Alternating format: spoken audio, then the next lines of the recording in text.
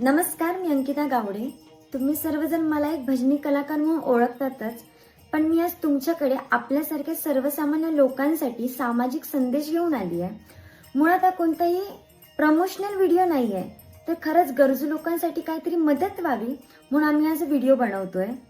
तर भारत सरकार मान्य एकत्रित आयुष्यमान भारत प्रधानमंत्री जन आरोग्य योजना व महात्मा ज्योतिराव फुले जन आरोग्य योजना या योजनेमार्फत विविध आजारांच्या उपचारासाठी म्हणजेच एकूण 1356 आजार आणि त्यामध्ये प्रामुख्याने बघायला गेलं तर कॅन्सर, हृदयरोग, किडनी रोग, हाडांचे ऑपरेशन अशा बऱ्याच आजारांच्या शस्त्रक्रियेसाठी सरकारमार्फत प्रति कुटुंब प्रतिवर्षे 5 लाख रुपयापर्यंतचे आरोग्य संरक्षण सरकारमार्फत पुरवले जाते.